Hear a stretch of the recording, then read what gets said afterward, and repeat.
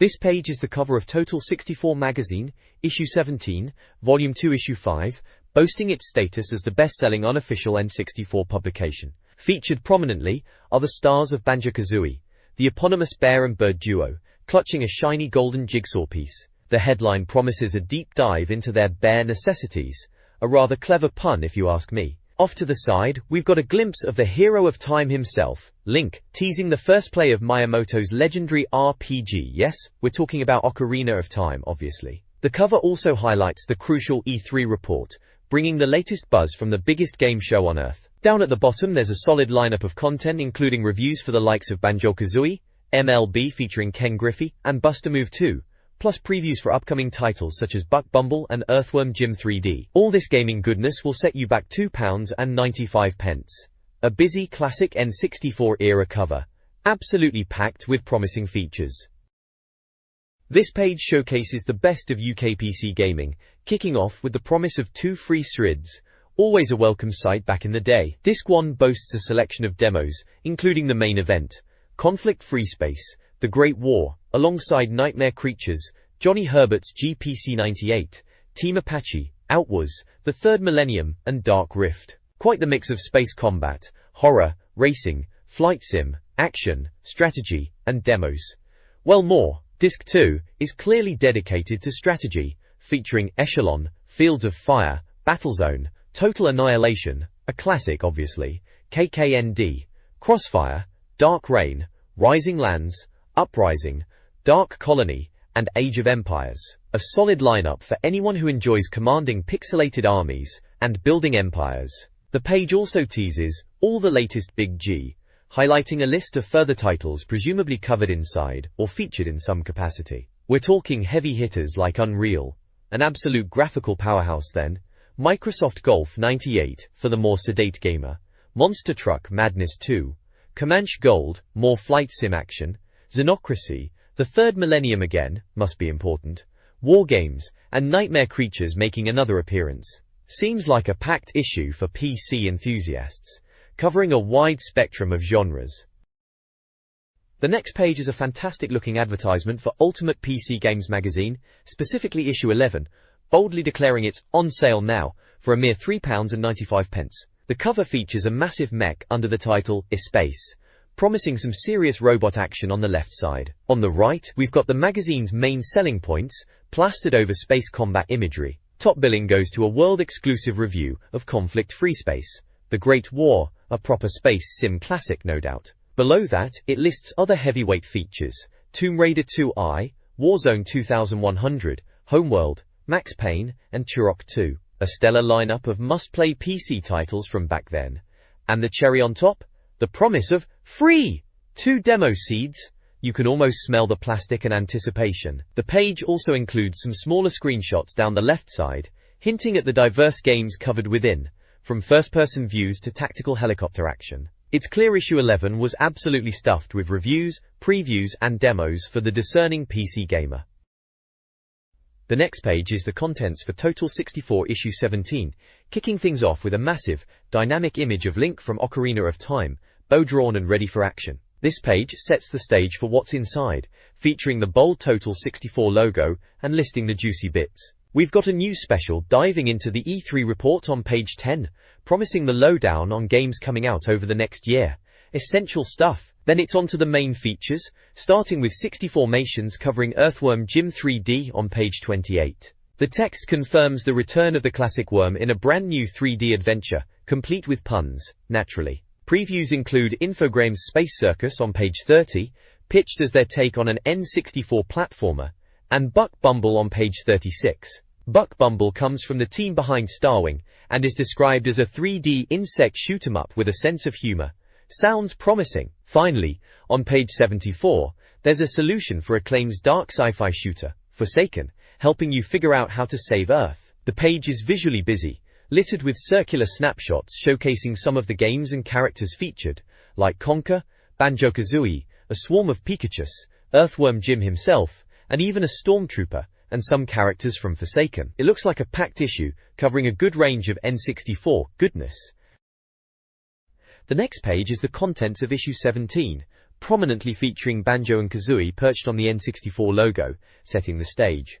The big news is the review section, kicking off with Rare's Banjo-Kazooie, boldly claimed to be challenging Mario for the platforming crown. There's also a baseball showdown between MLB, featuring Ken Griffey and All-Star Baseball, plus Kobe Bryant hitting the court. Puzzle fans get a look at Konami's mind-numbingly addictive Tsunami, and the Bubble Bobble spin-off, Buster Move 2. Rampage World Tour gets a 64-bit makeover, and there's an intriguing mention of Airborder 64, mixing Pilot Wings and 1080. Gametech's Jeopardy is also reviewed, with the writers clearly skeptical after their Wheel of Fortune effort. The editorial from Nick spills the beans on E3, declaring the N64 had the most impressive software on show, despite the PS2 and Dreamcast reveals. He confidently states, N64 is entering its prime with a quality pipeline and announces a massive 35 titles before the year is out, including Zelda, Banjo-Kazooie, F-Zero X Mission, Impossible, Jet Force Gemini, and the GoldenEye follow-up, Perfect Dark. Looks like plenty to look forward to.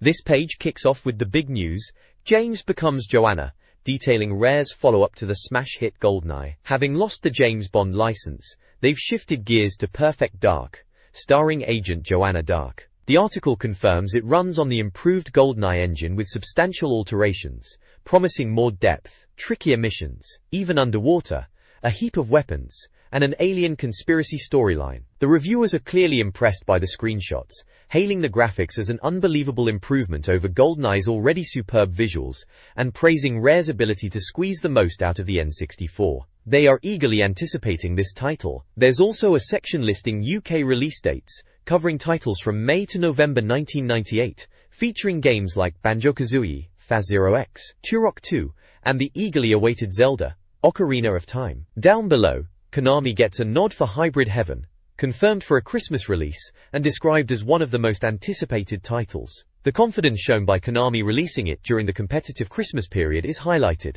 and a preview is promised soon. Finally, the positive reception of Mystical Ninja starring Goemon has prompted Konami to announce another Gambara Goemon title for the N64, promising more puzzling platforming jinx.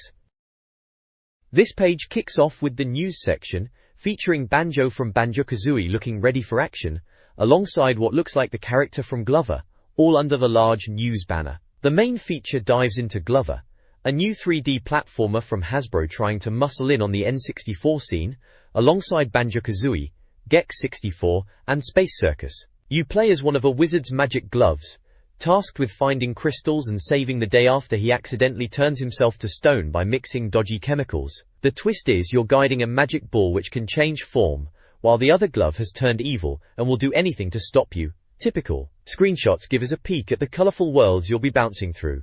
Glover is expected towards the end of 1998. Over on the right, there's a list of loads more games still to be announced with their publishers, covering titles like Actua Golf, Donkey Kong Country 64, Earthbound 64, and Legend of Zelda 64 DD. Down below, we get the lowdown on why ISN98 isn't joining the World Cup party. Turns out Konami's footy game was apparently sent home due to dodgy fitness levels and too many late nights. Clearly a joke about it not being ready in time. Shame they couldn't show a photo due to legal wranglings, but it's confirmed for a return in September. This article highlights upcoming N64 games. WWF Warzone, a wrestling game, promises unique features like customizable wrestlers, gimmick matches, and weapons, potentially marking a new era for wrestling games. Mission Impossible 2, a sequel, and a Star Trek game are also in the works. Body Harvest, previously shown at E3, is now finished but has changed publishers, with Midway handling the US release and Gremlin the UK release. Finally, Nightmare Creatures faces European release issues due to Sony licensing problems, but a sequel might bypass these hurdles. This page opens with the N64 sales chart, showing World Cup 98 at number 1, followed by GoldenEye 007 and Forsaken. Below that, there's a table comparing prices for the top games across various retailers, useful if you were trying to save a few quid. A column from Lips talks about his personal victory in a school running race, despite hating the sport, drawing a comparison to how Total 64 is succeeding, and leaving other magazines feeling rather miffed. Further down, there's a preview of Rare's new project, Jet Force Gemini, a third-person shooter where you control a team of 3, including a dog, tackling enemies and puzzles, with a screenshot giving us a taste of the action. Finally, a sidebar lists forthcoming games due out in Q2 and the summer months of 1998, featuring titles like F-Zero X, Gex, Enter the Gecko, and the previously mentioned WWF Warzone. Plenty of goodness on the horizon. This page kicks off an E3 show report declaring the Electronic Entertainment Expo as the biggest video game show around, where everyone gathers to see the next big games. Total 64, naturally, was right at the front of the queue. The text amusingly describes the shock of arriving in Atlanta's scorching heat after leaving overcast London, contrasting it with the lovely air-conditioned indoors where all the cool people hang out. The report features a large, grinning image of Banjo, suggesting Rare's upcoming Banjo-Kazooie adventure will be a highlight. A section asks if this is Nintendo's last stand, but the conclusion at the bottom makes it clear. Out of the big console makers, Nintendo absolutely smashed it at E3. The reviewer states that only one Sony game, Metal Gear Solid, even came close to matching the quality of Nintendo's software offerings shown at the event. Below, we see small shots of Polar Bennett, the lit-up Nintendo booth logo, and shelves absolutely crammed with Pokémon goodies, leaving no doubt who owned this E3. The E3 report focuses on Nintendo's Atlanta Dreaming Expo presentation, highlighting playable Zelda demo footage. A surprising start saw Nintendo executives acknowledge a lack of big releases and praise Sony's strategies. However, the focus quickly shifted to the new Zelda game, revealed with stunning real-time visuals, and a November release in America, and a pre-Christmas launch in Japan. Miyamoto's presentation emphasized a world of dreams and joy. While other titles like Banjo-Kazooie and F-Zero X were present, the event undeniably centered on the upcoming Zelda adventure. This page continues the E3 report, hammering home the point from the last page with a big, bold headline. This year's E3 is all about one game, Zelda. The article reiterates how the huge video display came alive with dramatic real-time footage of the game, seemingly overshadowing everything else. However, the piece does go on to mention the impressive lineup expected in the second half of 1998, listing games like Ken Griffey's MLB, F-Zero X, Banjo-Kazooie and 12 Tales. Conker 64 as the main draws. It also gives a shout-out to UK developer Rare, highlighting the announcement of 2 new games, alongside their GoldenEye follow-up, Perfect Dark, these being Jet Force Gemini and 12 Tales. The page features several screenshots, including what looks like an early version of 12 Tales, Conker, and images from Jet Force Gemini, which appears to involve a sci-fi setting and maybe even stormtroopers if that model is anything to go by. Other news included the new color Game Boy, which sounds rather swanky, and the disappointing news about the 64DD, which seemed to be slipping further away, much to everyone's chagrin. This page dives deeper into the E3 proceedings, particularly highlighting Rare's impressive lineup. Blimey, forget Zelda for a moment because the big news here is Perfect Dark. Touted as the spiritual successor to the cracking GoldenEye, this report introduces us to Joanna Dark, the new operative investigating some shady-going Caucason involving aliens at Datadyne. It's all running on a souped UP GoldenEye engine, promising better graphics and more interactive levels where you can actually jump, swim and mess about with the environment. We also get a look at some other Rare treats first mentioned on the previous page. Screenshots showcase 12 Tales, featuring what looks like an early Conker and that rather large bear character, and Jet Force Gemini, keeping up the sci-fi action vibe with its weird and wonderful character designs. The article also touches on Nintendo's E3 stand itself, confirming it was indeed a grand affair, albeit perhaps small but perfectly formed, with the games finally doing the talking this year. There's even a glimpse of Cruisin' World, because what E3 is complete without a bit of arcade racing? This page shifts gears slightly, giving us a proper look at The Legend of Zelda, Ocarina of Time, despite the previous page banging on about Rare. Right then, we've got some cracking screenshots of Link in action, battling skeletons and messing about with what looks like a water creature. There's a rather grand quote plastered across the middle, likely from Shigeru Miyamoto, talking about creating a world for your dreams. Somewhere a bit frightening, but also full of joy. The article dives into the E3 demo, noting the massive queues for Zelda, and confirming it wasn't the full game but specific scenarios. It also loops back to Perfect Dark, expanding on the comparison to GoldenEye. Apparently the Perfect Dark engine is significantly more advanced, offering smoother graphics, more interactive environments, and much cleverer enemies. We even learn Rare ditched the James Bond license for more creative freedom. The worth the wait? Section ponders if the hype for Zelda is justified based on the E3 showing. The smaller shots at the bottom look like concept art, or maybe cutscene snippets for Zelda. This page carries on with the E3 Hansen report for The Legend of Zelda, Ocarina of Time. Blimey, they really hammered home the scale, didn't they? The review raves about stepping into the vast open country and being blown away by the sheer size of the world, able to see for miles and miles, even spotting the distant castle they then started running towards. It sounds like the sunset effect was proper gorgeous, changing color as the sun dipped behind the hills. However, there's a slight sour note, as the text clarifies that while the big outdoor areas are 3D, the town scenes are actually pre-rendered backdrops, which they'd initially thought would be fully explorable 3D like the rest. A bit of a bummer, but still, the detail sounds impressive. Boring to note?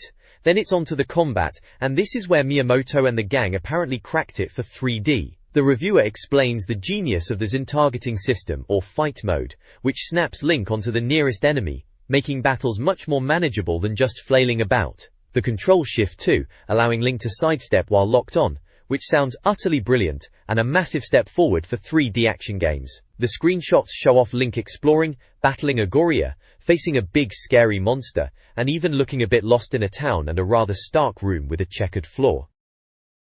Nintendo's E3 presentation highlighted Zelda, Ocarina of Time, showcasing Link's self-defense abilities, projectile weapons, and massive challenging bosses like a fire-breathing dragon. While the camera occasionally presented issues, the game was lauded as a standout. Rare's involvement was also significant, with a GoldenEye sequel, Perfect Dark, and a new game, Jet Force Gemini, announced. 12 Tales, Conquer 64 exceeded expectations, visually surpassing even Zelda, and received critical acclaim. Other notable mentions included Banjo-Kazooie and Cruisin' World. This page continues the E3 show report, highlighting various titles on the horizon. We see screenshots for Perfect Dark, Cruisin' World, and even a look at the Game Boy camera and printer. Because why not? The text dives deeper into 12 Tales, explaining the cool mechanic of playing from different character perspectives like Conquer or Berry, and mentions a chaotic 4-player battle mode. F-Zero X is also featured, impressing with its buttery smooth 60 frames per second frame rate and ridiculously fast, addictive racing that aims straight for Mario Kart's crown. Other games mentioned include the Racers Cruisin' World and World Grand Prix, plus LucasArts' Rogue Squadron, a Star Wars game focusing on space and ground combat that sounded like the best parts of Shadows of the Empire, although the demos shown apparently suffered from dodgy controls and visuals. The really worrying tidbit here is the 64DD accessory was barely mentioned at all during the main event, only getting a fleeting reference in a queue and a session afterwards. Not a great sign for anyone hoping to see that soon. This page continues the E3 report, diving into more anticipated titles. The main focus here is Turok 2, Seeds of Evil, and it sounds like the reviewers were absolutely blown away, stating it exceeded their already high expectations. The graphics and lighting are apparently stunning, creating huge, atmospheric levels. They highlight the delightful arsenal of weapons, particularly enjoying the triple homing missile launcher, and, rather disturbingly, the stun device, which allows you to inflict some rather creative and cruel damage to the enemy's limbs. They also give a nod to Nintendo's strong lineup with mentions of upcoming giants like Zelda and Banjo-Kazooie, plus F-Zero X, and the promising Perfect Dark and Jet Force Gemini for the following year, suggesting the future looks bright. Moving on to Acclaim, their E3 stand gets a mention. Apparently, after the spectacle of Nintendo's setup, Acclaim's was a bit more understated, featuring a Jurassic Park-style gimmick. Scattered around the page are screenshots showing off some of Acclaim's offerings. There's All-Star Baseball 99, the futuristic racing action of Extreme G2, a snippet of what looks like an NFL game based on the score overlay, and the dark and moody Shadowman. Seems like Acclaim was bringing a varied sports and action lineup to the show. This page continues the E3 coverage, picking up from Acclaim's stand with its Jurassic Park-style doorway gimmick. After a brief mention of the Turok push, and the exciting prospect of Turok 2, seen behind closed doors naturally for the privileged press, the spotlight shifts to some other Acclaim offerings. We're shown snippets of the ever-improving sports series like All-Star Baseball 99 and NFL QBC 99, both looking rather sharp apparently. The real public highlight seems to be Iggy's Wrecking Balls, bizarrely described as a platform racer beat-em-up. Sounds utterly bonkers, frankly. It features 4-player fun, and the developer, Iguana, is apparently doing things with the N64 that have even Nintendo giving praise. IT. But then there's Shadow Man. Seen in an early PC version, this one sounds like it's going to change perceptions. Forget fluffy bunnies or clouds with eyes, this game is pitched as dark and gritty. You play Shadowman, another hero plucked from Acclaim's comic book roster. Judging by the screenshots, there's also some futuristic racing action with Extreme G2 and a bit of WWF Warzone thrown into the mix.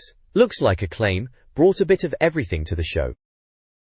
E3 show coverage continues beyond Acclaim's booth, highlighting Shadowman, a third-person adventure game with a grim Tomb Raider-esque feel. Concerns exist about Nintendo's censorship regarding its graphic content.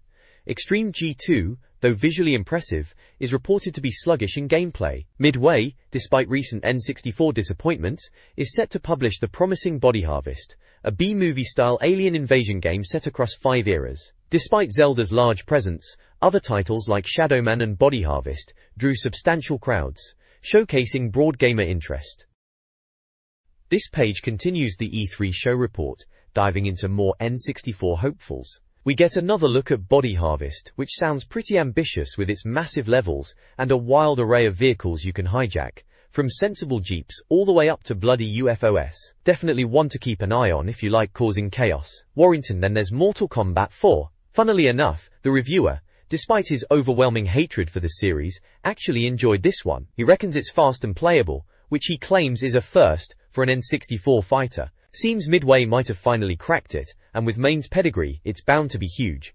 They also spotted a playable version of California Rush, following up the arcade hit. The big focus on this page though is Rally 64 from Infogrames.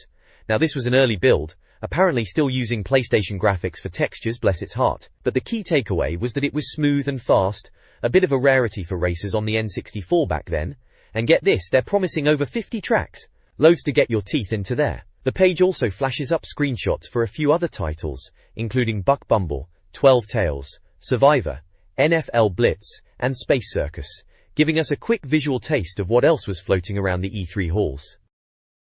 This page continues the E3 show report, leading with a strong statement that titles like Zelda demonstrate the true power of the 64-bit system lies in allowing developers to unleash their imagination rather than being limited by the hardware. Psygnosis make their debut on the N64 scene, but their big hitter, Wipeout 64, seems to have left the reviewer a little underwhelmed, describing it as almost identical to its PlayStation predecessor and a bit lame. They note it's up against tough competition like Zero X and Extreme G, though suggest it could be the N64's answer to Gran Turismo. More surprising from Psygnosis is a new game called OT, or Die Trying, a third-person action-adventure where you save a population from an epidemic by hunting a green orb. It's compared to Tomb Raider, focusing on shooting and exploration. Screenshots show OT as an action game and Wipeout 64 as a futuristic racer. Meanwhile, Konami's stand was dominated by Metal Gear Solid. Sadly, no N64 port news, but they did have N64 titles: Hybrid Heaven, Castlevania 64 on video, and playable Survivor, Day 1. Survivor is described as a third-person explorer/shoot-'em-up, set on an alien-infested spacecraft, looking like an early build, and potentially a spin-off from Hybrid Heaven. This page is a full-page advert for GT64, Championship Edition on the Nintendo 64, showcasing realistic racing, amazing speed and incredible graphics, asking, can you pass the N64 driving test? This page is an E3 show report feature, covering various games from the event. It features screenshots from Mission Impossible, Space Circus, Rayman 2, and Glover. The report notes the surprise that Castlevania 64 and Hybrid Heaven weren't playable, despite being close to release. The good news is 98 was shown in its finished form and is looking superb, although it's not out until September. The big news from the Ocean stand was seeing a final, finished version of Mission Impossible. It's described as a spy sim based on the film, featuring impressive scenes like the Eurostar train confrontation, and it's looking absolutely superb. The report also mentions other games seen, including the British puzzle game Bulldog, which apparently had an unbelievable response from Japan. Space Circus and Jest are discussed as 3D platformers, though Jest is more linear, following young Jester Jock through themed levels and unique puzzles, including a cool level designed like a 1920s gangster film. Weetrix also got a big push. There are also images for Rayman 2 and Glover, rounding out the page. The next page is a full-page advert for GT64 Championship Edition, published by Ocean. It features a racing contract theme, calling it the best racer on N64, with licensed teams, tracks, and a fast 3D engine. The next page is packed with more E3 goodness. It's still part of the show report, highlighting some other promising titles beyond the main features. We see screenshots for the likes of SCARS, which looks like a cool, almost monster truck kart racer with some wild track designs.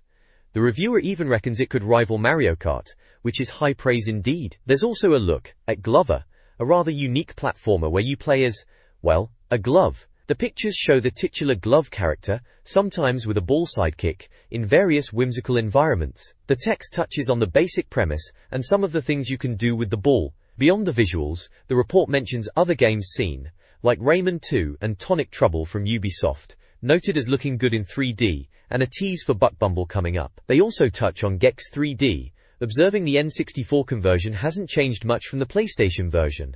Not quite a Mario beater then, more like an egg beater. Finally, they were pleasantly surprised by an early build of Quake 2, finding it competent despite the lack of high-res graphics, with the core gory gameplay firmly in place and multiplayer modes planned. Looks like E3 had plenty on offer. This page is a full-page advertisement for GT64 Championship Edition. It boasts the best racing sim on the N64 according to official Nintendo magazine, highlighting real weather, damageable cars and pit stops, daring you to pass the N64 driving test. This page dives into the weird and wonderful world of Earthworm Jim 3D. It's not a full review, more of a work-in-progress report, checking in on the development of the game as it nears completion. The article highlights the bizarre nature of the franchise and its unlikely hero, noting how the team braved the Scottish weather, as you do, to see how Jimbo was getting on. Screenshots show the titular worm sliding on a giant pig, as normal obviously, and battling a rather threatening-looking monster that seems to be part man, part television. The article is full of typical Jim humor, promising that playing it might require serious psychiatric help. It also notes changes since the last preview, specifically that Jim is now a fully 3D character model, not a 2D sprite in a 3D world. The lowdown box confirms V Interactive is developing it for Interplay. Looks like the weirdness is intact. This page continues the deep dive into the bizarre world of Earthworm Jim 3D, giving us another look at what's in store. The article reiterates the massive effort going into making the game enjoyable, and spills the beans on the scale. We're talking 32 levels spread across 6 absolutely bonkers worlds, packed with challenging platforming and delightful things like pigslide races. Apparently playing this might leave you needing a sit down with a shrink, which sounds about right for a Jim game. Pat pat. The story's had a bit of a twist. You're not actually Jim, but his ego, who just so happens to look identical. Seems Jim had a bit of an unfortunate incident involving a cow, and is now trying to piece his brain back together by venturing into his own psyche. Standard stuff then. They also highlight the Tex Avery cartoon influences, showing off concept art or early renders for some levels. We see glimpses of the physical level, a house on clouds, fear, a suitably spooky organic landscape, happiness is cheese, obviously cheese is happiness, and the fairground. Plus, there are a couple more in-game screenshots showing Jim doing his thing. It's clear they're embracing the weirdness, and frankly, we wouldn't have it any other way. Now, if only Edinburgh would send over that review copy. The next page jumps into a preview for Space Circus. The article kicks off by dispelling the myth that writing about games is all playtime, explaining it's far more waiting around in places like Charles de Gaulle Airport than actually booting up the console. It laments the state of N64 releases, suggesting a ratio of 1 good game to 10 somewhat questionable ones. Despite the general gloom, the reviewer has found some hope with Infogrames, and this Space Circus preview is a result of that.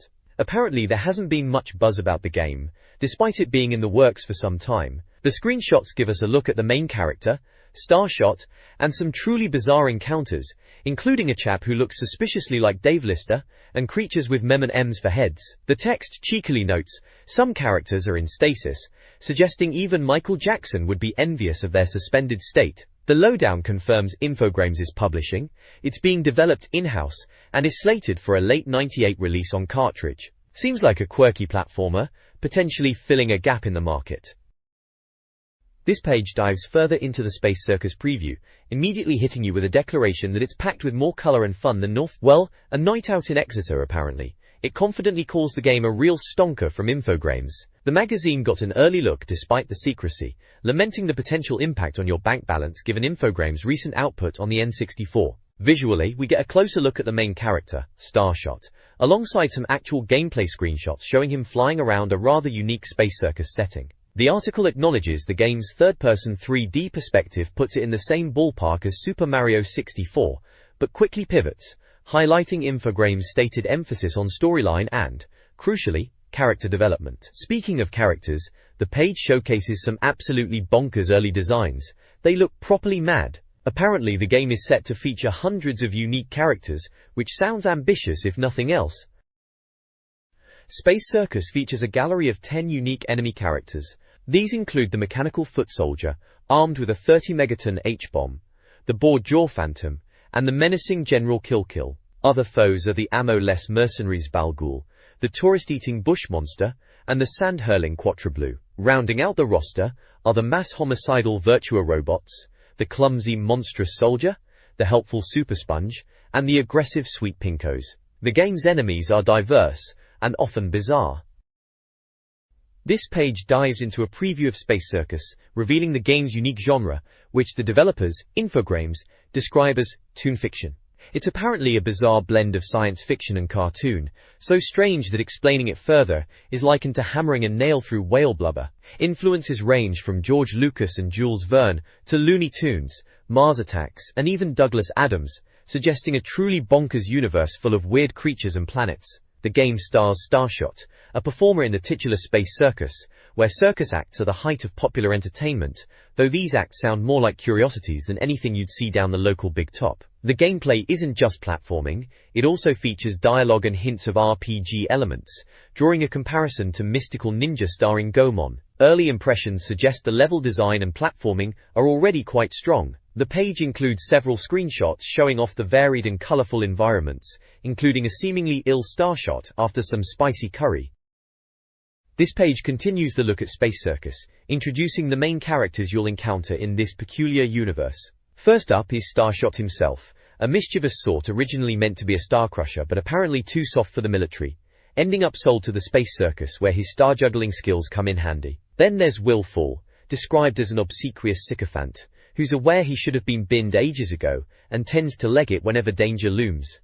Willfly is the dependable chap, a rocket who follows Starshot and can even propel him to new heights if you bag enough bonuses. Finally, Starcash is the reclusive owner of the circus, rarely seen but often heard via his loud hologram system and surrounded by robotic advisors. The page also highlights that unlike typical platformers, each planet in Space Circus is remarkably distinct and full of originality. The conflict seems to stem from the Virtual Circus, a rival group who aren't exactly fair players. Starshot and his companions, Willfly and Willful, despite their lack of friendship apparently, team up to navigate the many hurdles and dangers thrown their way, using their combined skills to get by. There are several screenshots showing the characters and environments, reinforcing the colorful and varied world described. The next page dives deeper into the quirky world of Space Circus, introducing Wolfgang von Ravel, the rather large-appetited evil ringmaster of the rival Virtua Circus who's intent on turning the universe into a collection of digital images. Sounds like a right laugh. You'll be guiding Starshot through 7 distinct worlds, each with multiple sections, and its own unique theme and storyline, a refreshing change from your standard platformer. The game is praised for its originality and strong sense of humor, which should appeal to players of all ages and abilities. It's noted that after the initial levels, the game opens up, allowing you to tackle worlds in any order you fancy, and even leave and return later. While the early version played had some speed issues, the reviewer is confident that Infogrames will sort it out, especially highlighting the tricky balance of speed and control, handled well by Starshot's 3 movement speeds. Ultimately, despite the usual N64 hype, Space Circus is pegged as a potentially fantastic, original, funny, and challenging title that might just become a classic. You've been warned.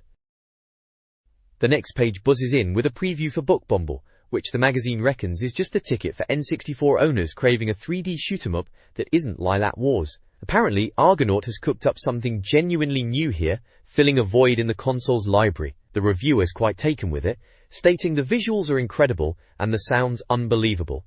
There's even a 2-player mode, which is always a bonus. They seem impressed that it's trying to offer something different from the usual platformer formula, unlike just being another update to a classic. The game's premise sounds delightfully bonkers.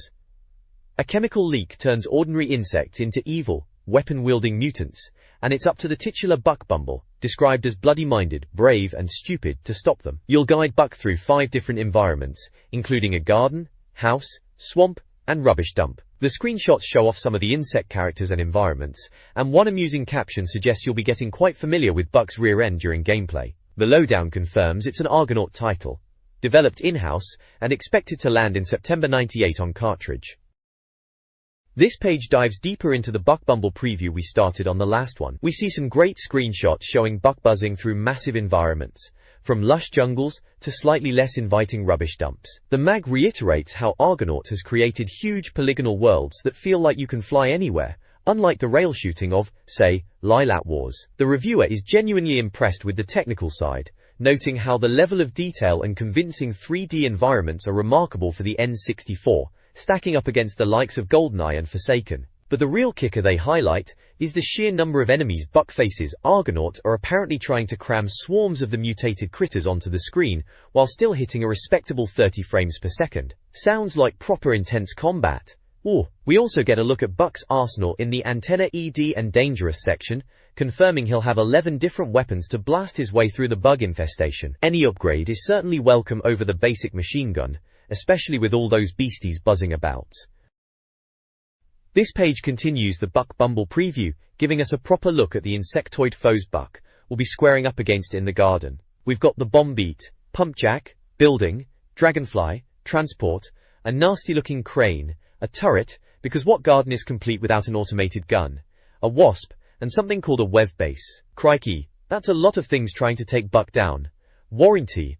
There are also several screenshots showing Buck in action, zapping enemies and navigating the oversized world. The text highlights Buck's arsenal, specifically mentioning the amazing plasma gun, and a rather clever guided missile that you can apparently steer yourself. Sounds like a fun way to deliver an explosive package, right to some unsuspecting Bug's face. The reviewer notes that Argonaut is trying to strike a balance between mission-based levels and pure shooting galleries, promising a variety of objectives to keep things fresh and avoid that classic shoot-'em-up repetition. So expect to be blowing up bug generators, as well as just clearing the screen of pesky pests. Looks like Buck Bumble is shaping up to be more than just a simple arcade blaster. This page continues the look at Buck Bumble, moving on from discussing the enemies and weapons to the overall presentation and features.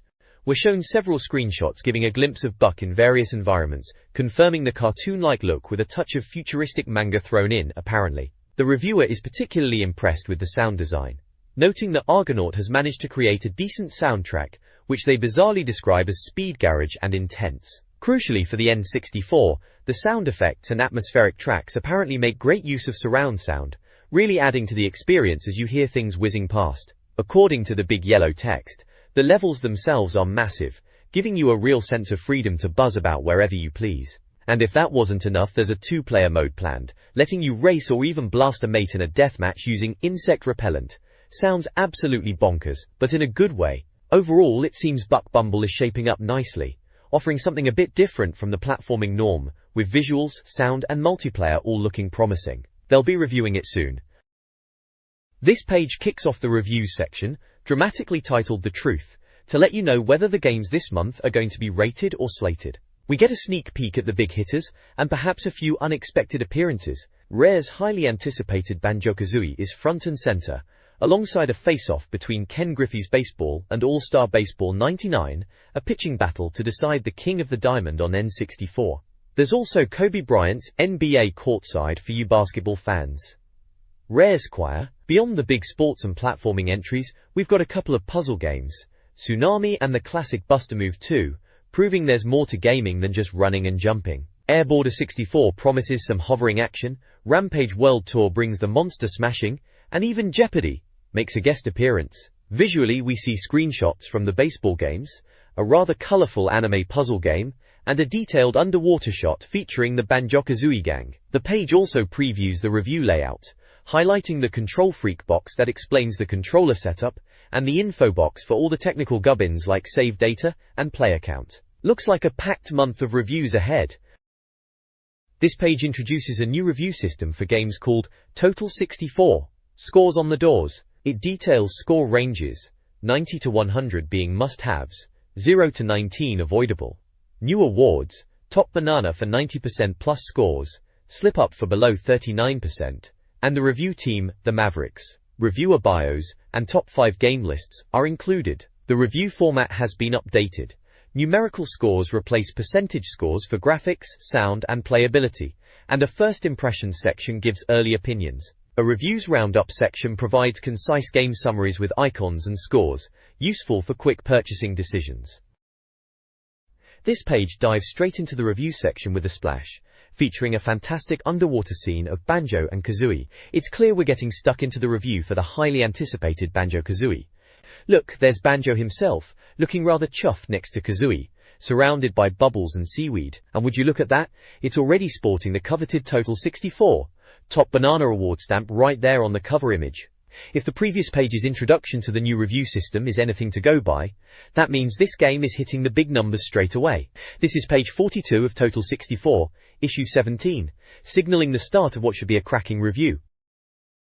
This page continues the Banjo-Kazooie review, showing off some more glorious N64 visuals. We've got Banjo looking rather fetching underwater, a shot of him leaping across starry platforms, and the dynamic duo facing off against a rather angry-looking bull. The text kicks off by commenting on the strange but wonderful pairing of Banjo and Kazooie, comparing them to famous duos like Laurel and Hardy, or Tom and Jerry, and even Heinz and Ketchup. The reviewer is clearly impressed by the graphics, particularly the water effects, calling them amazing N64-only effects, and asking if they are fantastic or what. There's a bit of a dig at Super Mario 64, suggesting its accolades might be slightly overblown, especially 3 years on. While acknowledging its great playability and still fresh graphics, the reviewer feels Mario 64 looks like a tech demo, and has too much focus on collecting stars, more stars, and then, yep, some more stars. This sets up Banjo-Kazooie as a potential platforming contender. The anticipation is high for this game, asking if it's a bird of beauty or a big turkey. It's clear this review is going to be a big one. This page delves further into the highly anticipated Banjo-Kazooie review, laying out some crucial details about this promising platformer. We get the essential info like it's published by Nintendo and developed by the wizards at Rare. It's a single-player 3D adventure and a hefty 128 MB cartridge, bless its storage-hogging soul. The Control Freak section helpfully breaks down how to wrestle with the N64 controller to pull off Banjo's various moves, everything from jumping and swimming with A, to unleashing attacks with B, and using the C buttons for camera control and special moves. It's all there to get you prepped for the adventure. The main text gets philosophical about what makes a truly great game, arguing that they should amaze, shock, and surprise you into wonderment, a thing of greatness. It seems the reviewer feels Banjo-Kazooie is shaping up to be just that, perhaps even surpassing the hallowed ground of Mario 64 in certain aspects. The screenshots dotted around give us tantalizing glimpses of the vibrant worlds and characters, showing Banjo in spooky mansions, snowy peaks, and tackling tricky platforming challenges. It's clear the excitement is building. Banjo-Kazooie, reviewed on this page, is immediately addictive and boasts high quality. The reviewer calls it a polished, smooth N64 experience, a true highlight. The game's whimsical world, reminiscent of Terry Pratchett, features witches, giants, and unusual creatures. While seemingly a children's game, its plot reveals a deeper, more challenging side, centered around Gruntilda, a vain witch who plots to steal Tusuwalti's beauty. The game's consequences for failure, including a distressing animation of Tusuwalti's transformation, are emphasized, motivating players to continue playing. Screenshots showcase the diverse characters and environments, including the villainous Gruntilda and the unfortunate Tutenivity. This page dives deeper into the world of Banjo-Kazooie, giving you a peek at some of the beasties you'll encounter, including the Badcroc, Shark, Mummy, Grave, and the rather toothy Chomper. Seems like a charming collection of antagonists, doesn't it? There are also a couple of screenshots showing Banjo and Kazooie in action. One next to a festive tree, suggesting the game is pure joy, and another confirming their musical prowess. The reviewer even muses that Banjo playing a banjo and Kazooie playing a kazoo is all too much and hints at their heroic luck. The main text elaborates on the story, confirming it's a classic tale of rescuing Banjo's sister Tutti from the vain witch Gruntilda, who plans to steal her beauty. Your mission involves collecting those elusive jigsaw pieces, jiggies, and musical notes, which unlock access to 9 varied worlds. These range from the serene Mumbo Mountains and treacherous Bubblegloop Swamp to the icy Freezy Park and the Egyptian-themed Gobi's Valley, promising plenty of diverse environments before the final showdown in Gruntilda's sprawling lair. It sounds like a grand adventure collecting bits and bobs to save the day. This page carries on with the Banjo-Kazooie review, kicking off with a rather dramatic declaration about being dragged into Rare's new playground, filled with witches, snowmen and sharks. It then introduces a fresh batch of charming foes. You'll bump into the yellow frog, a tricky teeth chest that guards treasure, the annoying snowball-chucking snowman, a hurting ant, and a skeleton you'll find in Mad Monster Mansion that, being dead, can't actually be killed, which sounds like a right pain. There are more screenshots showing off the game's variety, like flying to find secrets and navigating staircases, reminding you there's more to saving Tooty than just the big bad witch. You'll also be rescuing little animals, apparently. The review delves deeper into the vast, spectacular worlds, noting how much exploration is needed to uncover all the puzzles and hidden areas. While Gruntilda's lair might be a bit confusing, it makes sense for a witch's home, doesn't it? Nick's comment pops up, giving props to Rare for matching Nintendo's quality and admitting the game feels a bit like Mario 64, but in a good way. He absolutely loves the graphics, character and humor, though his only worry is you'll finish the whole thing in a couple of weeks because it's just that addictive. Sounds like a potent brew of platforming goodness. This page continues the Banjo-Kazooie review, immediately introducing the motley crew of characters you'll encounter. We've got Tooty, Banjo's sister and apparently quite the looker. Mumbo, a mystical chap who can transform you. Brentilda, a good witch, unlike some we know. Jinjo, who needs rescuing for jigsaw pieces. Bottles, the friendly mole who teaches moves. Gruntilda herself, the nasty kidnapper. Banjo-Kazooie, the dynamic duo, carrying a bird all day sounds a bit much, doesn't it?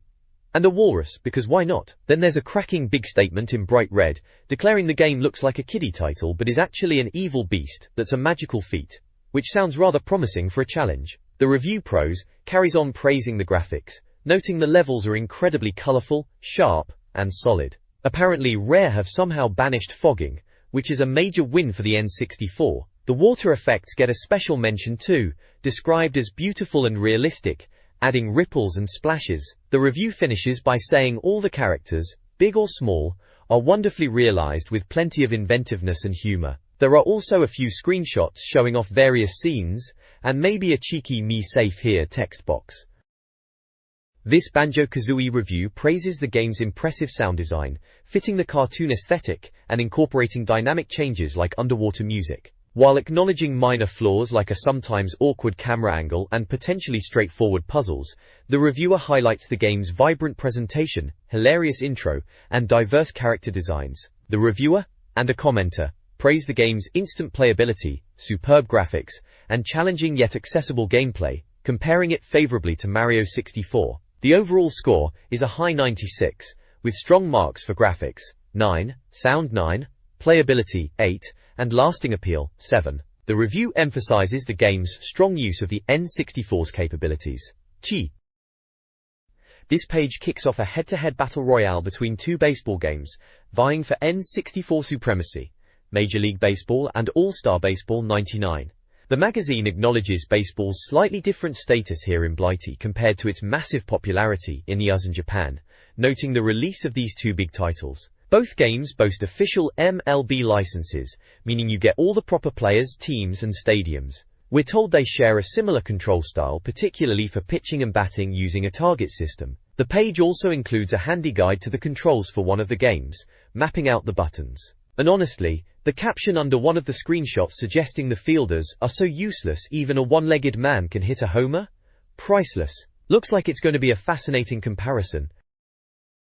This page dives deeper into the pitching and batting mechanics of these two sluggers, explaining how precise timing and target placement are key. It highlights that while they share a similar control system, All-Star Baseball 99 boasts more depth in its pitching arsenal and strategic options. There's a brilliant section called Spot the Photo, challenging you to figure out which of the stadium shots is a real-life picture versus the game's impressive graphics. They've also laid out the control map for All-Star Baseball 99, showing you exactly what each button does, from swinging the bat to showing hidden options. The review notes the computer opponents offer a decent challenge, especially on higher difficulties, giving you a run for your money with various tactics.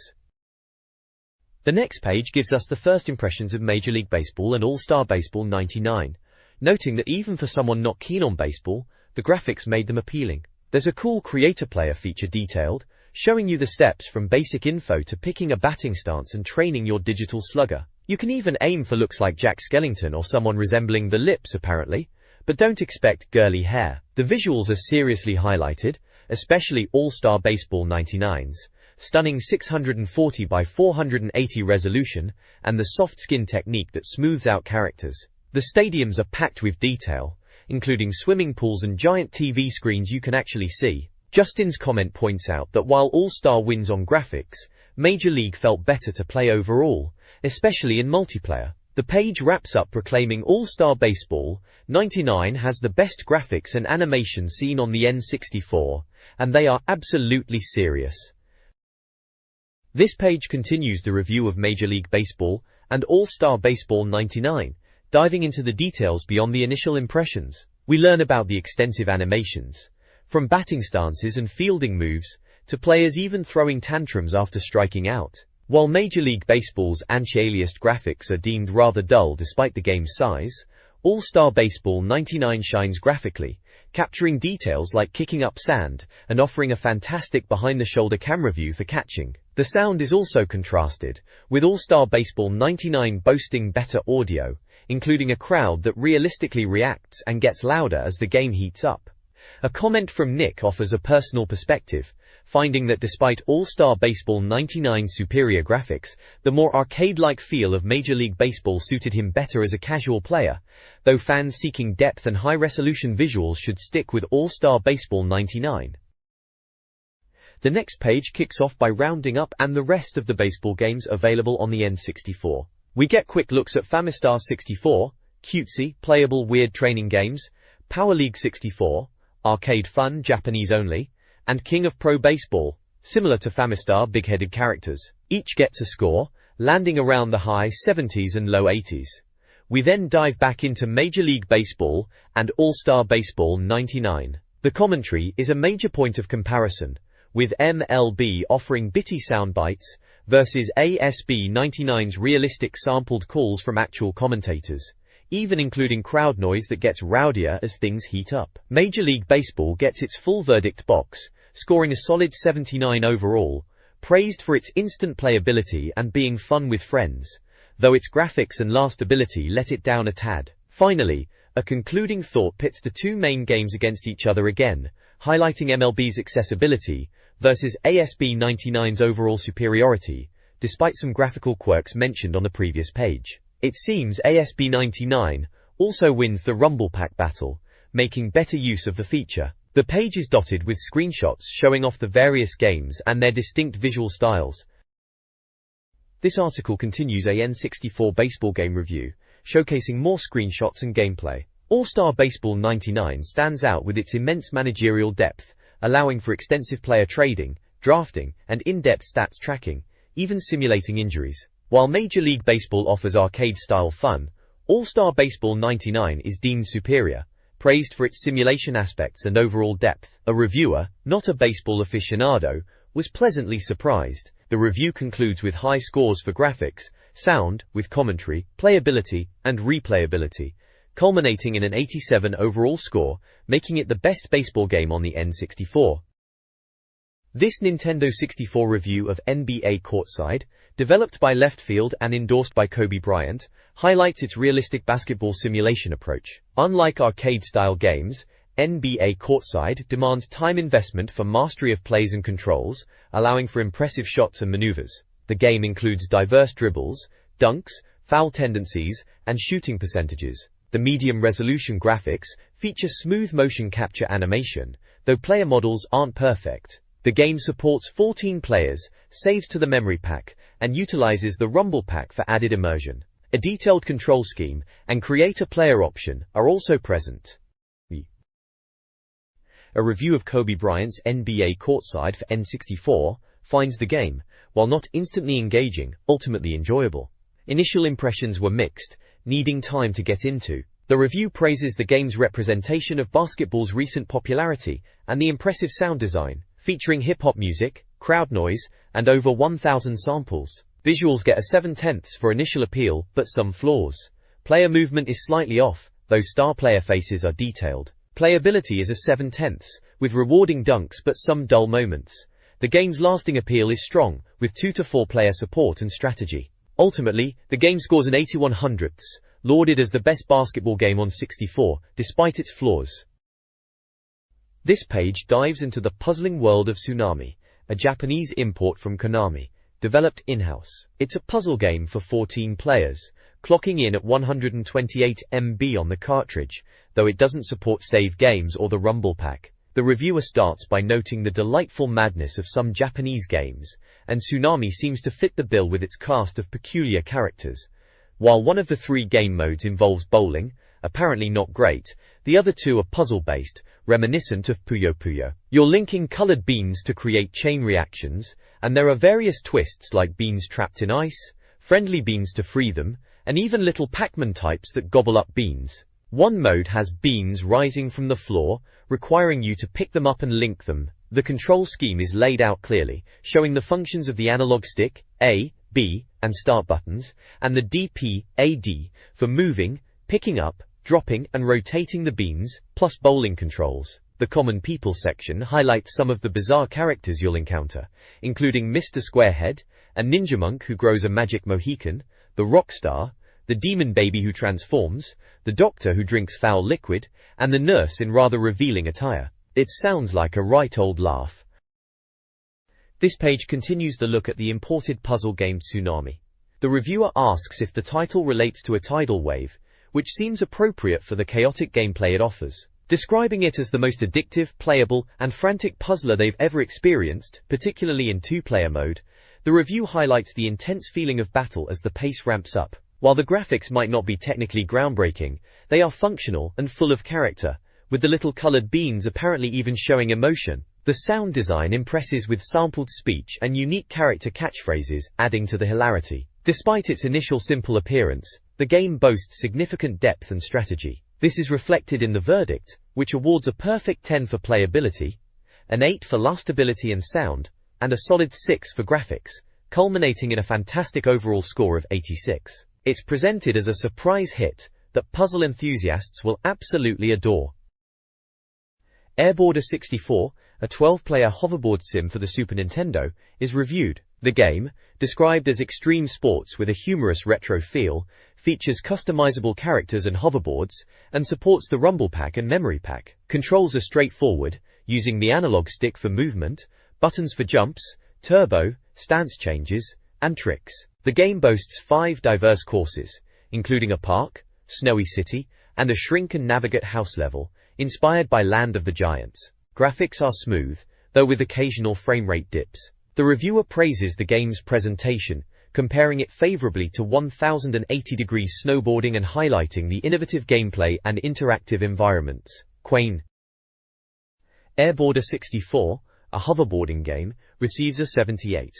Initial impressions were positive, highlighting fun stunts and visuals. However, the game's 80 tricks are quickly mastered, and repetitive level design limits replayability. While visually appealing with colorful graphics, slowdown and blurring issues are noted. Sound is deemed tedious with irritating samples and music. Though better than PlayStation alternatives, the game's short lifespan and repetitive structure impact its overall score. A translation might improve understanding. Ultimately, the reviewer recommends 1080 Degrees snowboarding instead, suggesting this game isn't quite worth the time. This page dives into Rampage World Tour, an arcade classic revived on the N64. The info box confirms it's a smash 'em up by Midway and Sapphire, supporting up to 3 players with Rumble Pack support, though sadly no save game functionality. The review highlights the game's premise, playing as giant monsters like Lizzie, George and Ralph, who just want to smash cities and eat everything. The screenshots show the resulting carnage and the straightforward destruction mechanics. While the concept of traveling the world from London to Tokyo sounds great, the reviewer notes that every city looks virtually identical, which is a bit of a downer. The controls are simple, detailed in the Control Freak section, covering movement, jumping and punching. It seems like a good bit of mindless fun, perfect for letting off some steam by turning buildings into rubble. A review of Rampage World Tour criticizes its repetitive gameplay. While initially fun, the game's destruction quickly becomes monotonous. The 2-dimensional graphics and sound are deemed poor, and the gameplay, despite some humorous elements, feels static and uninspired, harking back to older systems. The reviewer notes the cities, though visually representing locales like Budapest and London, are largely indistinguishable. The game's short lifespan and repetitive nature lead to a low overall score. This page features a review of Buster Move 2. The info box tells us it's published by Acclaim and developed by Taito. For 12 players, a puzzle game, UK version, needing a memory pack and not supporting the Rumble Pack.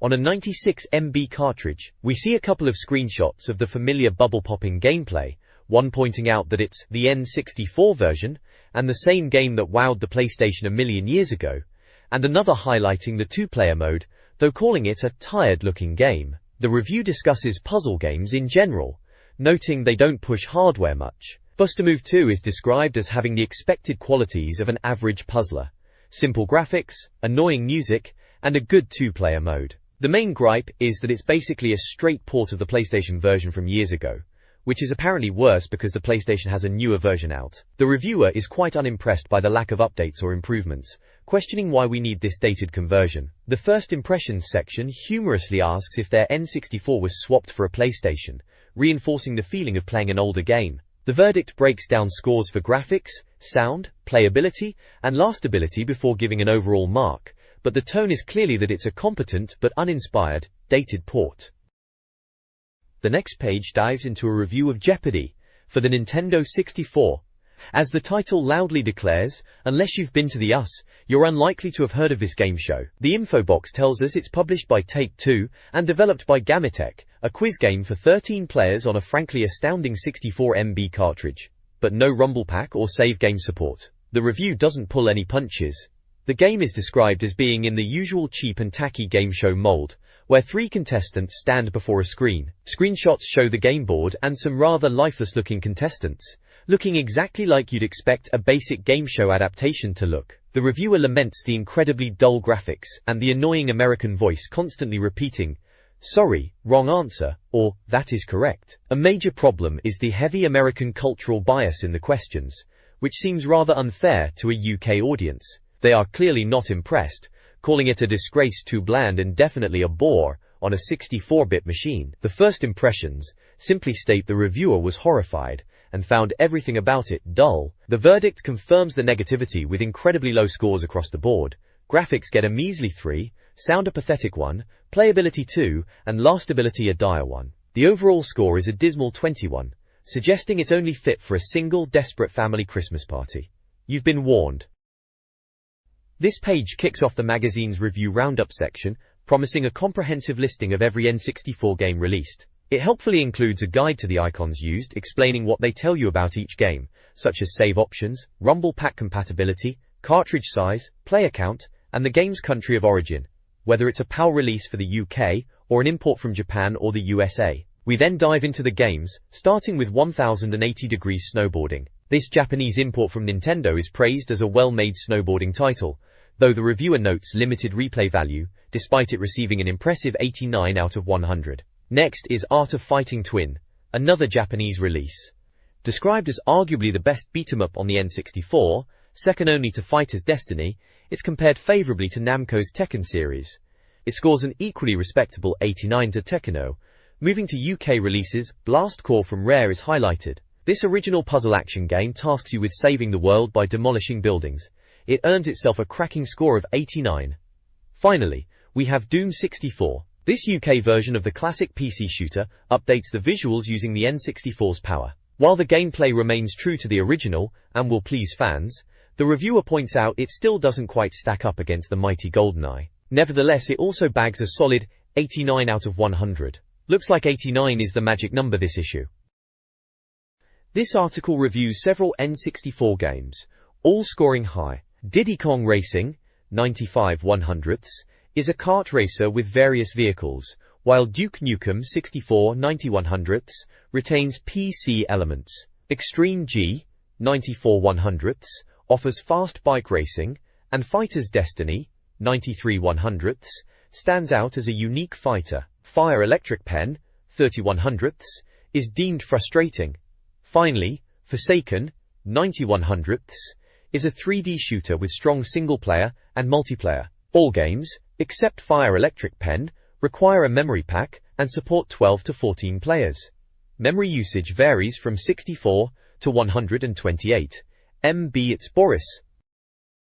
The next page gives us a cracking roundup of reviews from previous issues. We see G.AS page gets a rather disappointing 62. Apparently, its fighting system wasn't up to snuff despite the fighter design option. GoldenEye 007, however, reigns supreme with a whopping 98. The reviewer hails it as the best on 64, praising its missions, graphics, and top-tier multiplayer. Racing fans will be pleased with GT Club scoring a solid 90, described as a godsend for the N64 faithful. Is 64 nets an impressive 97, called the best footy game around with real depth. Lilac Wars/Star Fox 64 gets a stellar 94 for its breathtaking graphics and excellent multiplayer, making you feel part of a movie. Mace, The Dark Age, an alternative to Fighter's Destiny we saw reviewed earlier, scores an 89 as a gory beat-em-up. Finally, Madden 64 also scores 89, lacking official polish but strong on AI, and Mario Kart 64 gets a fantastic 93, still providing the most fun racing action despite being similar to its SNES predecessor. This page continues the reviews roundup, starting with MRC, a racing game that's just average, scoring 80 despite decent control and customization. It's let down by a distinct lack of tracks. Next up is Mystical Ninja, a cracking RPG/platformer from Konami, getting a solid 89 for its diverse and humorous adventure, great graphics and fun subgames, taking a Q or two from Mario 64. NFL QBC 98 lands an 89, presented well and offering a satisfying football sim, much like the Madden reviewed on the previous page. Pilot Wings 64 takes flight with an impressive 95, hailed as one of the N64's best for its inventive missions, stunning graphics, and sheer enjoyment exploring the landscapes. Power League 64, a baseball game from Hudson, scores 80. It's fun to play, but the reviewer advises steering clear unless you're a die-hard baseball fan. The classic FPS Quake gets a 90 for its N64 makeover, keeping the groundbreaking feel, though the multiplayer apparently isn't quite up to GoldenEye's standard, which is high praise indeed. Snowboard Kids clocks in at 80, a cutesy racer described as Mario Kart on snowboards. It's fun but perhaps lacks a bit of depth for older players. Finally, the legendary Super Mario 64 scores a phenomenal 96, the game that showed us how 3D worked, an absolute masterpiece, and if you own an N64 and haven't played it, well, you're officially mad. N64 game reviews continue, with Tetrasphere, 84, praised for its addictive gameplay and music. Top Gear Rally, 85, is deemed the best driving game, though A is weak. Toucan Road, 25, receives harsh criticism for poor graphics, gameplay, and music. Turok, Dinosaur Hunter 89 is still considered excellent, despite GoldenEye's popularity. Us Masters 28 is criticized for being repetitive and boring. Wave Race 6489 is technically superb, but has limited modes. WCW vs NW 0092 is a top 4-player fighting game. Weetrix 93 is an innovative and addictive puzzle game, particularly strong in 2-player mode. This page continues the reviews roundup, kicking off with World Cup 98 from E.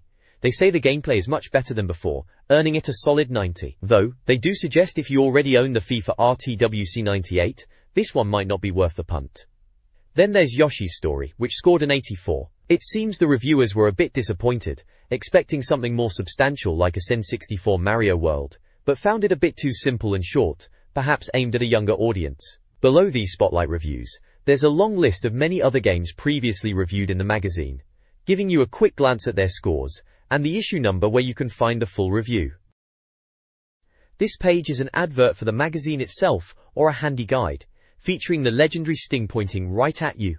It's promising to tear apart all the biggest Nintendo 64 releases every issue, putting victory literally in your hands with hints, cheats, and solutions. This page is a full-page advert for 64 Game Buster, promising extensive cheats, tips, and solutions for all N64 games ever released, featuring Yoshi and gold coins. Miss it at your peril. This page kicks off the guide for Forsaken, a title that promises you'll be one of the baddest mercenaries in the universe, all about blasting everything to bits. You've got the lowdown on the game's premise here, set in a future where Earth's utterly trashed, thanks to a physics experiment gone wrong. Now everyone's cleared out, and the planet is ripe for the picking by mercenaries hired to grab anything left of value.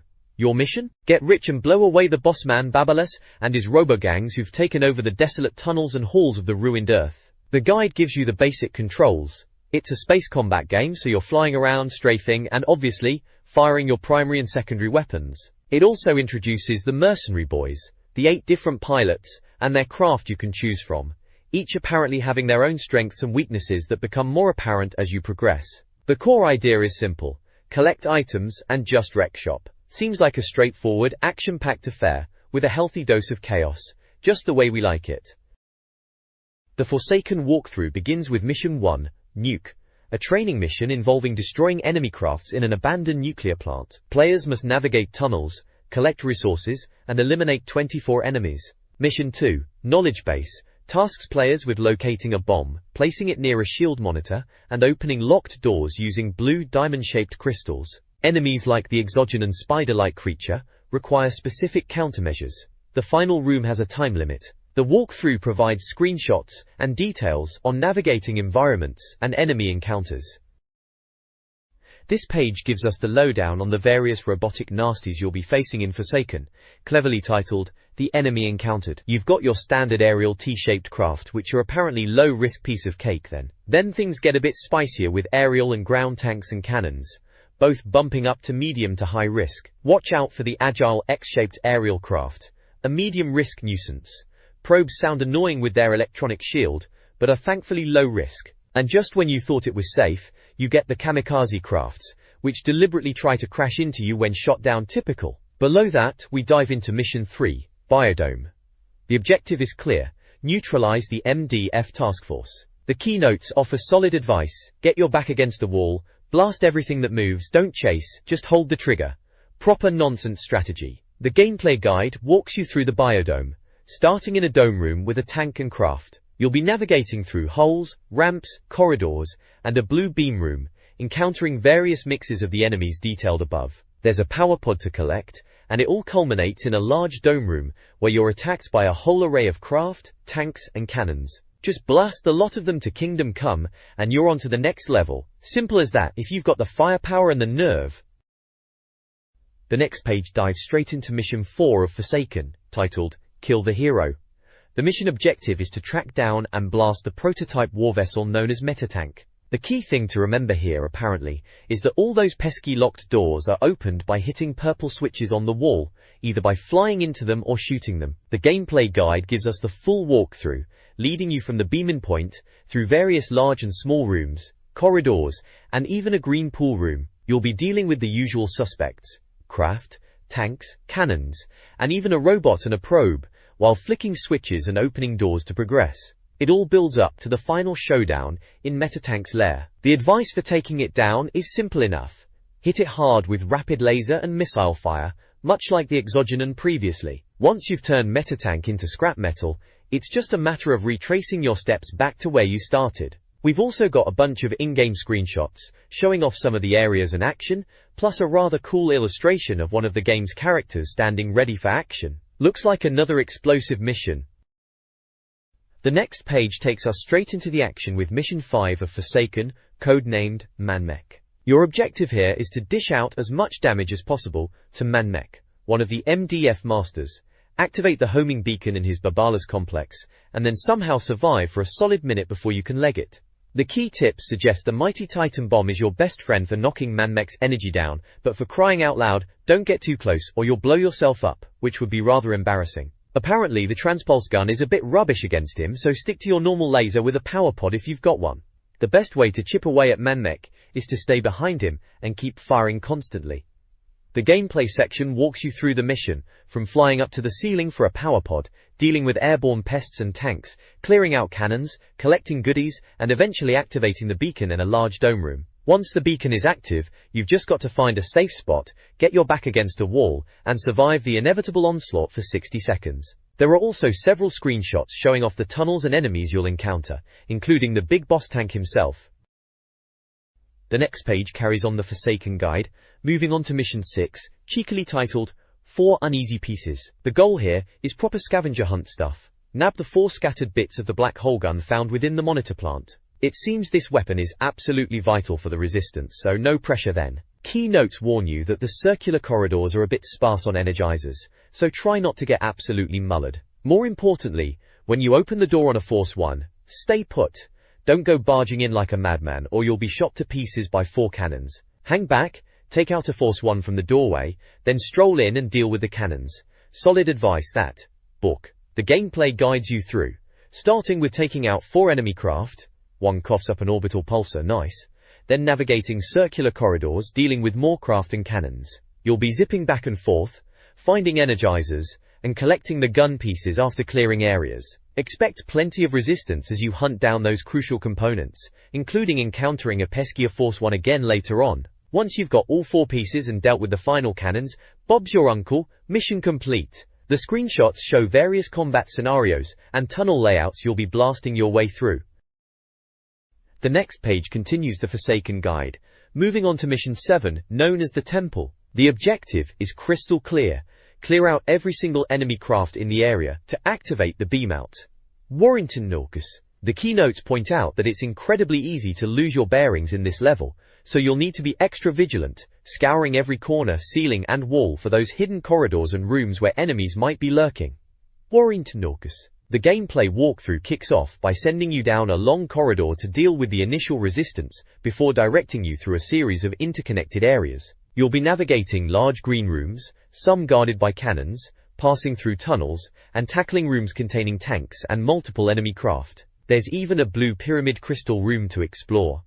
The guide mentions a central yellow area from which you can branch out. Apparently at that point, the sequence is up to you.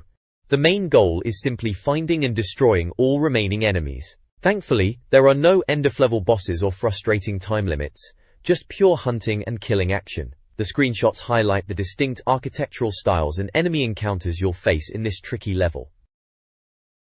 This page is a comprehensive advert from Excitement Direct, featuring pricing for Nintendo 64 consoles, UK and US games, accessories, plus Super NES and PlayStation titles. This page dives headfirst into the world of cheats, with a rather cheerful banana-loving monkey theme.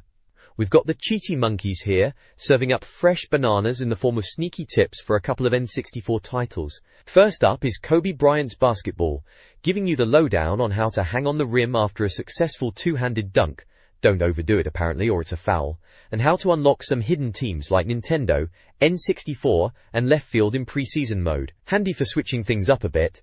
Dorrance below that, it's Rampage World Tour, the ultimate urban destruction simulator. They tell you how to unlock the Wild West level by smashing a specific sign in the first level as George, and how to change character colors on the character select screen. More interestingly, they detail the monster allergies.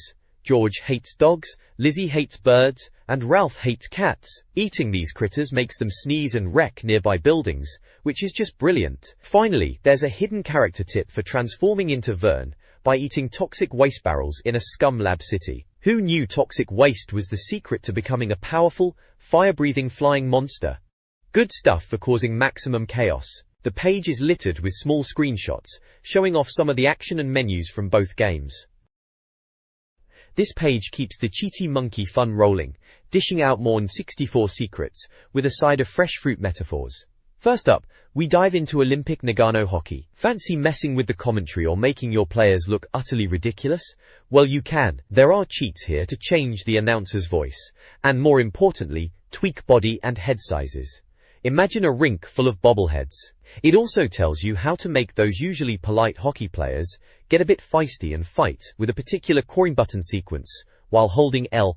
Next, we've got Mystical Ninja starring Goemon. This one's a bit more involved. To unlock the consecutive fighting boss mode, you apparently need to find a specific cat, ensure your life bar is full, and then finish the game. A strange quest, but if it means more boss battles, sign me up. Kinen Finny. Finally, it's Snowboard Kids, a cracking racing title. There's a supercode, which is a rather lengthy button combination you punch in at the start screen to instantly unlock all tracks and extra characters. Much easier than earning them, obviously. Plus, there are tips for unlocking hidden tracks. The Ninja track requires gold cups on the first 8 courses, while the Quicksand track and an extra board are your reward for gold on the first 6. Seems like gold is the key to new slopes. The page features small screenshots of the games being discussed, showing off the ice hockey action and some snowboarding madness. This page keeps the cheat sheet vibes going, this time focusing on the utterly adorable Yoshi's story. The cheaty monkey is back, and he's here to help you snag the rather elusive black and white Yoshis. Apparently, these aren't your run-of-the-mill green fellas, they're a bit special, capable of gobbling up pretty much anything.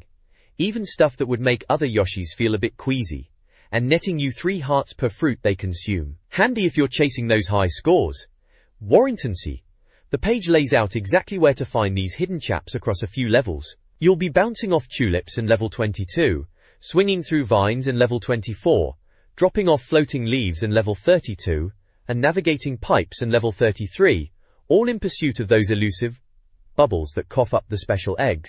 Once you've managed to locate one, the trick to keeping your stylish new Yoshi for subsequent games is simply to beat the game while they're still in your party. Easy peasy. Well, relatively speaking. There's a screenshot showing off the Yoshi Select screen, presumably so you know what you're aiming for in this epic quest for chromatic dinosaurs. The next page dives straight into some sneaky cheats for Major League Baseball featuring Ken Griffey. If you've been struggling on the mound, you'll be pleased to know there's a trick to throwing an unhittable pitch. Just follow the steps involving aiming, pressing trigger and C buttons, and apparently, the computer batter will swing and miss every single time.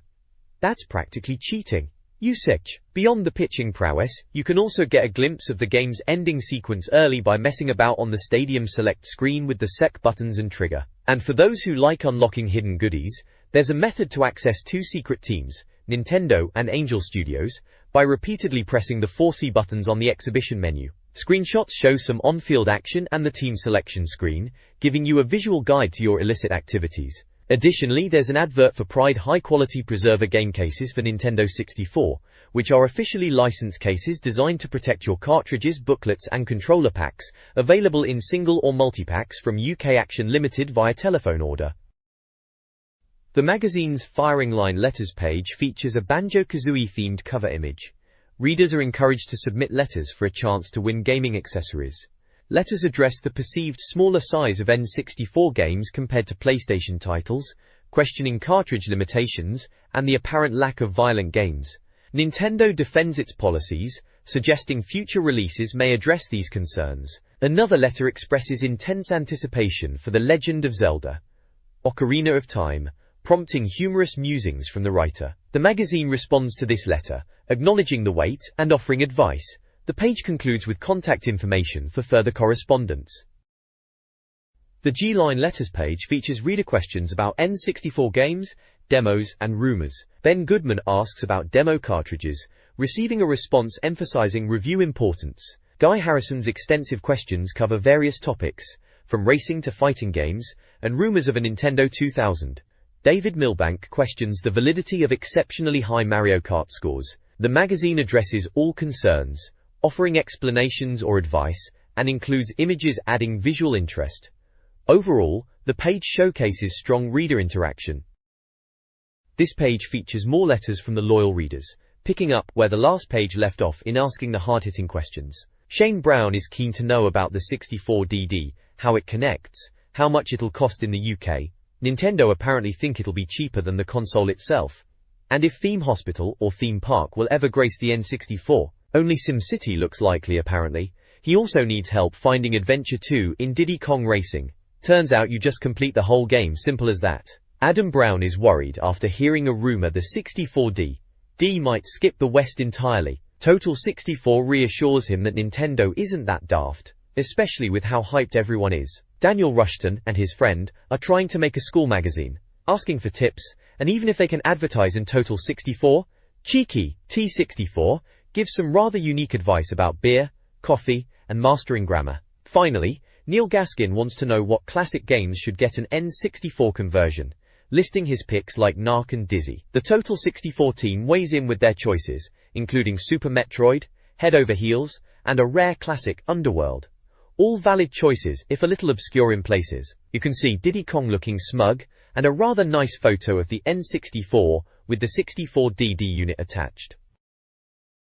This page brings us more correspondence from the esteemed readers, kicking off with the star letter pondering the age-old question, are video games just for the blokes? The reader argues that with Lara Croft around, ladies surely appreciate the male form too. Total 64 counters that women were always the superior sex anyway, and while most games might be made and bought by men, things are changing. They even tease future gems like a dollhouse simulator and a washing up game. Warringing. Next up, Michael Hausman wants the lowdown on Magic the Gathering. Armageddon, Pocket Monster, showing off some early Pokemon Stadium screenshots mind you, Nickelodeon games other than Rugrats, and the possibility of a MK Mythologies sequel. Total 64 admits they're clueless about Magic, confirms Pocket Monster is a Japanese sensation heading west, aren't planning more Nickelodeon titles, and absolutely wouldn't make a sequel to what they call the worst game on the N64. Ouch. Ow. Finally, Matthew Milner asks about the 64DD release date.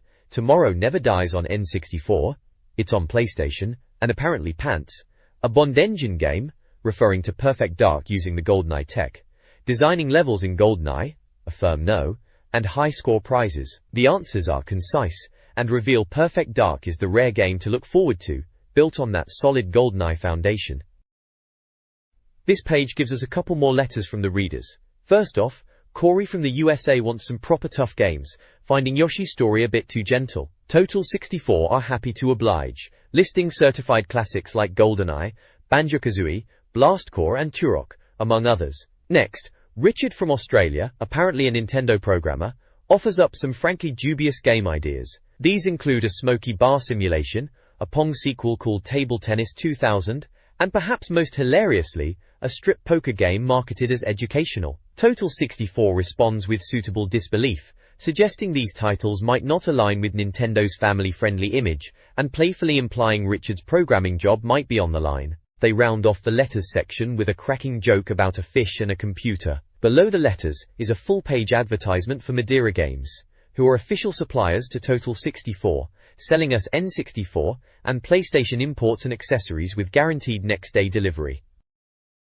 This page is dedicated to the artistic talents of Total 64's readers, showcasing their Picks Win Prizes entries. Sponsored by Fire International, it's where budding artists send in their best scribbles of N64 characters, for a chance to win some rather spiffing prizes. This month's winning gallery features a diverse bunch, from valiant renditions of Link from Zelda 64 twice, to bustling scenes packed with characters like Mario, Bomberman, Banjo-Kazooie, and even Bond from GoldenEye. We've got Yoshi making an appearance, and a rather interesting take on Weetrix featuring Kirby and pals.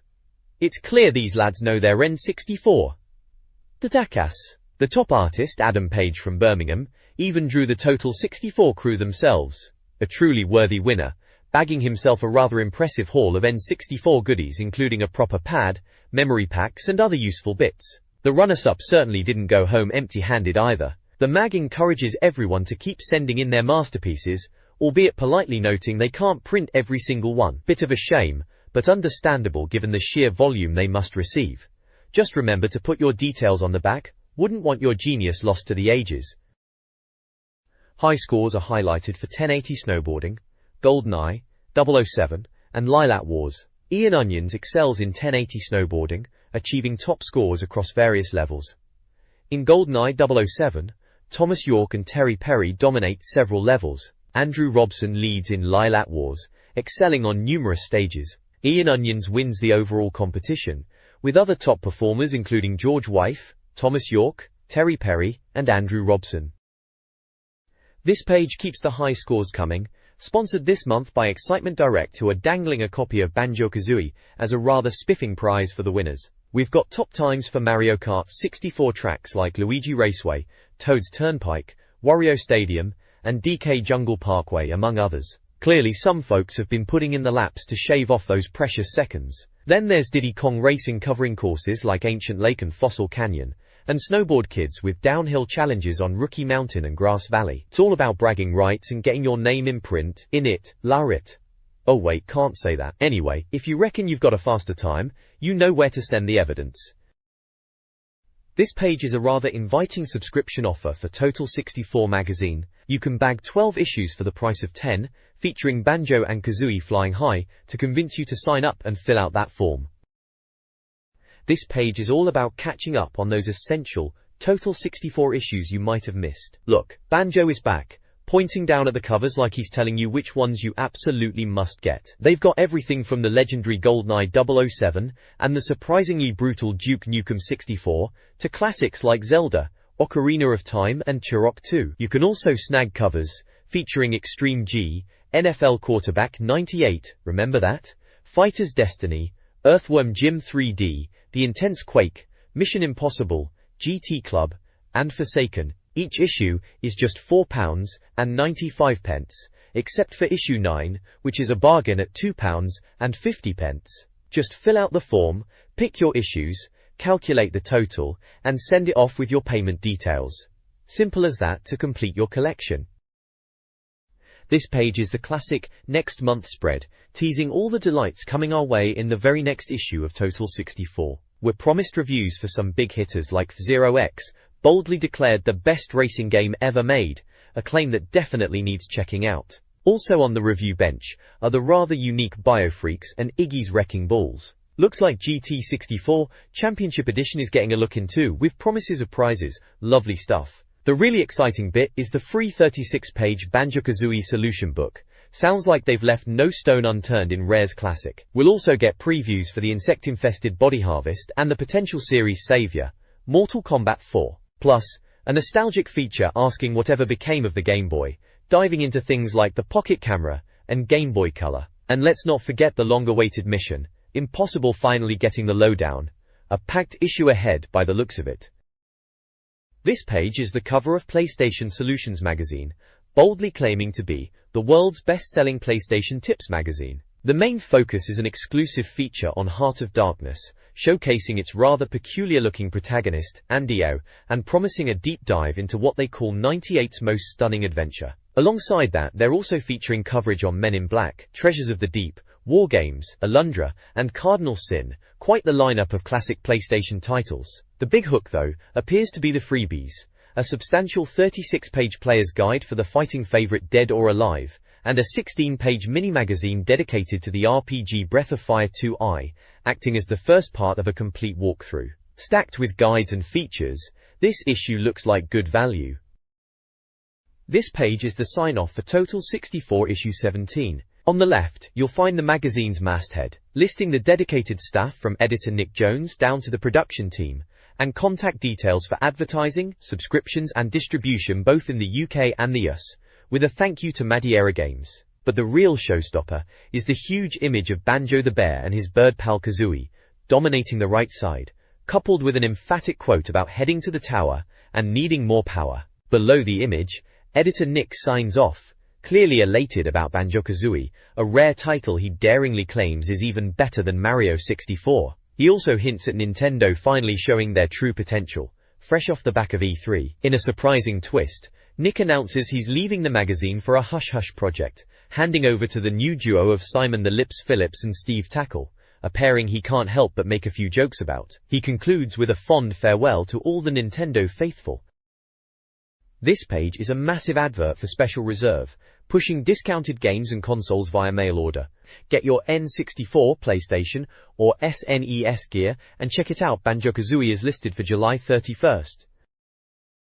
This page is the unmistakable cover of the magazine, starring the dynamic duo Banjo and Kazooie soaring into action, looking as cheeky as ever. Front and center is the bold Total 64 logo, complete with the classic N64 colored dots. Down at the bottom you've got the publisher details for Rapide Publishing. Clearly this issue is heavily featuring the highly anticipated adventure starring everyone's favorite bear and bird, perhaps diving deep into the game that the previous page's advert tantalizingly listed for a July 31st release. Get ready for some serious platforming goodness.